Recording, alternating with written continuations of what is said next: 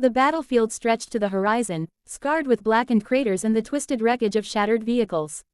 Above, a cold, colorless sky loomed, heavy with smoke and the acrid stench of burning fuel.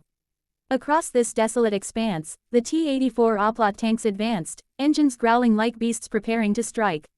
Their thick armor plates gleamed under the muted light, defying the wreckage around them. Voices crackled urgently over the encrypted communication channels. Vanguard units, maintain formation.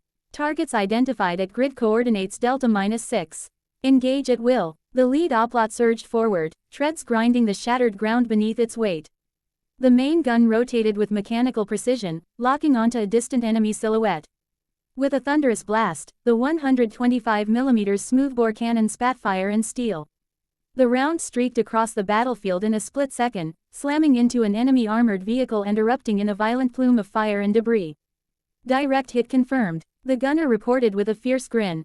Incoming fire peppered the ground around them, dirt and metal fragments spraying into the air. An enemy missile screamed toward the lead tank, but the T-84's cutting-edge reactive armor exploded outward in a controlled detonation, neutralizing the threat in midair. Enemy ATGM neutralized. No penetration, the commander said coolly. Drone swarms buzzed overhead, transmitting live intelligence to the crews. Thermal optics flared to life, painting the enemy in stark contrast through the smoke and dust.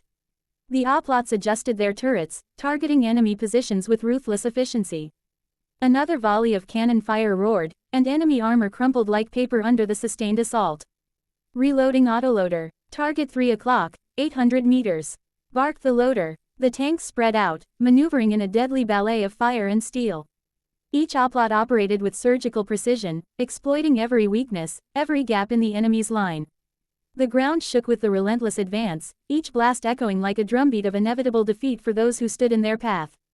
Enemy forces tried to rally, deploying anti-tank teams and last-ditch air support. But the Oplots, with their advanced defense systems and superior firepower, tore through the resistance like a scythe through dry grass. Explosions stitched the horizon, pillars of black smoke rising one after another. As they pushed deeper, the radio filled with brief, sharp confirmations. Sector secured. Enemy neutralized. Advancing to secondary objectives. At the final defensive line, the enemy staged a desperate counterattack. Shells exploded around the Oplots, peppering their armor with shrapnel. But the tanks powered forward, guns thundering, machine guns raking enemy infantry positions with merciless precision. The last enemy stronghold crumbled under a coordinated strike. Flames devoured the wreckage, and silence slowly fell over the battlefield, broken only by the steady rumble of tank engines at idle.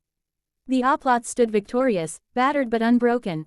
Steel monsters against a broken world, unstoppable in their grim march through history.